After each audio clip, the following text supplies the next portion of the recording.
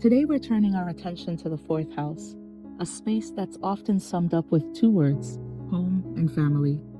But there's so much more here than those labels suggest. The fourth house is where the deepest emotional roots are planted. It's the foundation of who we became, often before we knew we were becoming anything at all. It's where the real work of emotional healing begins. It's where we inherit unconscious patterns, confront unspoken expectations, and decide moment by moment whether we'll keep living by those rules we were raised by or write a new story. And like all deep healing, it begins in a place that's hard to define but easy to remember, the feeling of home.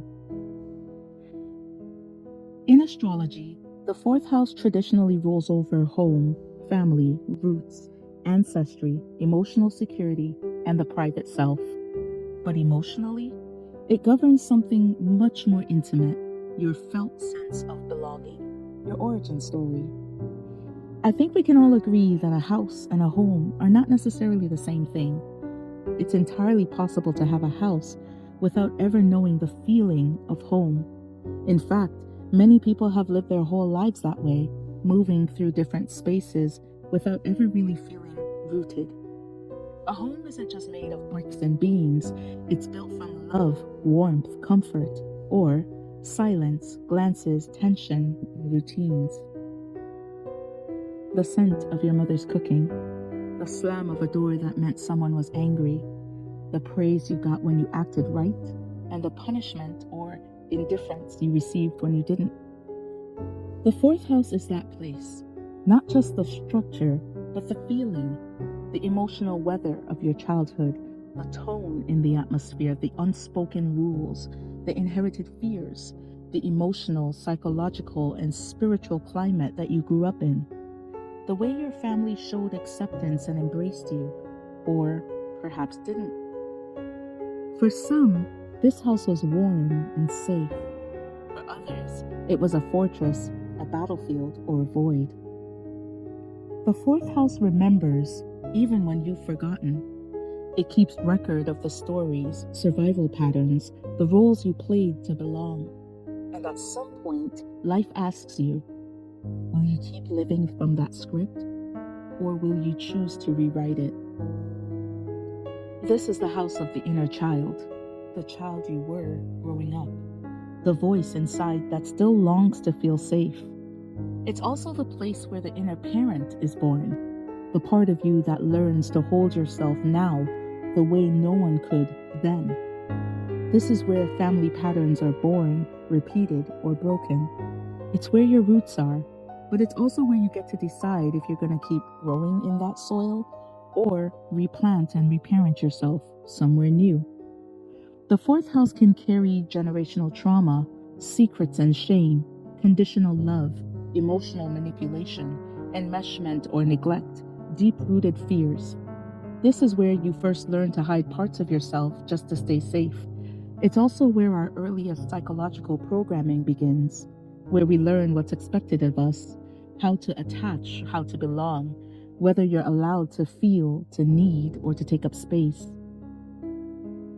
The fourth house holds the stories your mind learned before you could speak, what love means, what worth looks like, whether the world is safe or not.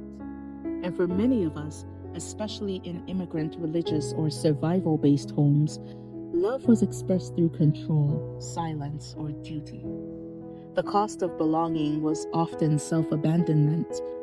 Spiritually, this house can feel like exile, not just from your family, but from your own soul.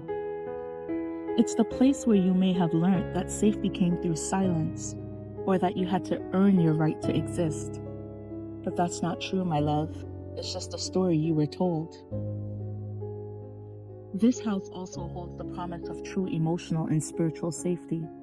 It offers ancestral healing, emotional honesty, psychological integration, breaking generational curses, the power to say, it ends with me. The ability to build a home inside of yourself where your whole self is welcome.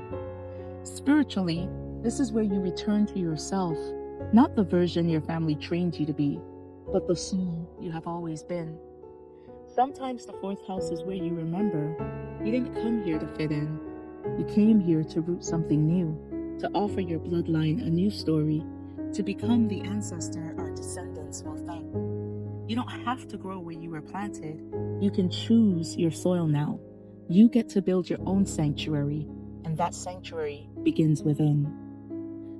Generally speaking, for neurotypical people, the fourth house often describes family expectations you could mostly fit into. Even if they rebelled, the script was at least familiar. Home might have felt safe, predictable, or at least understandable. Roles made sense. Belonging felt possible. But for neurodivergent people, the fourth house can feel like exile, even within your own family. Like, you know that feeling of being in a crowded room but feeling alone? You might have been the too much child, the dreamer, the one who couldn't sit still, asking too many questions, talking back or not communicating at all, too sensitive or not emotional enough. Maybe you were labeled dramatic, lazy, defiant, or weird. Maybe you were the scapegoat, the problem child, the one they just didn't understand. Home wasn't where you rested. It was where you masked, adapted, or disappeared just to be tolerated. If you needed more quiet, more stimulation, more softness, or more freedom than your caregivers could give you, you weren't broken. You were just different. And that difference wasn't honored, whatever the reason. Love may have felt conditional. You were praised when you performed, but punished or ignored when you simply existed as yourself. I was the last born in my family. I was raised with love and care, but also with fear, shame, and guilt. My family didn't understand me. They didn't know what to do with me. I was diagnosed with ADD, what we now call ADHD, at 8 years old. But back then, information wasn't as available as it is today. To them, it was just a label, something a doctor said that didn't really mean anything. I grew up in a very old school, traditional, Caribbean, Christian, Capricorn dominant household. They all shared sun-moon synastry, and then there was me. Most of their placements either squared, opposed, or inconjunct mine. I was the scapegoat many times, the problem child, the one who was clearly different, but still expected to fall in line, like a round peg being forced into a square hole. My sister, the middle child, was and still is the golden child. She and my mom share a deep intuitive bond, a beautiful natural rhythm I just couldn't seem to join. It often felt like their world was already full, like there just wasn't room for me. So I stayed out of their way, or at least I tried my best to, and quietly went looking for that kind of connection elsewhere. But even then, I carried a sense that whatever I did or said wasn't quite right or enough. At first, I told myself I was adopted, but that didn't make sense because I look like a carbon copy of my mom. She is beautiful and I'm honored for that, but that somehow made it worse. I started to feel like the rejected calf, not embraced, but tolerated, dealt with. I understand it differently now, looking back. My Black Moon Lilith sits in my fourth house, along with other placements that reflect this rejection wound.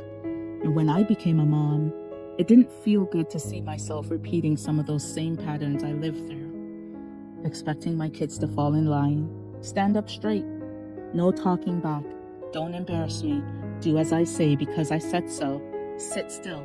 Why are you crying? You have nothing to cry about. Fix your face. And I watched the effects of that in my children, mirroring the same wounds I carried as a child. I had promised myself I would never pass it down, but I was.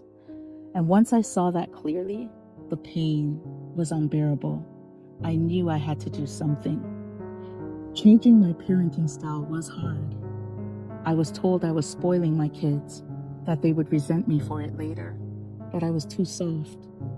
There was a lot of criticism, a lot of gossip, very little support, mostly because they just didn't understand me or my parenting choices, and truthfully, sometimes I didn't either, but I did it anyway, because even though the old ways had some good, a lot of good, they also carried a lot of what, let's just say, not so good.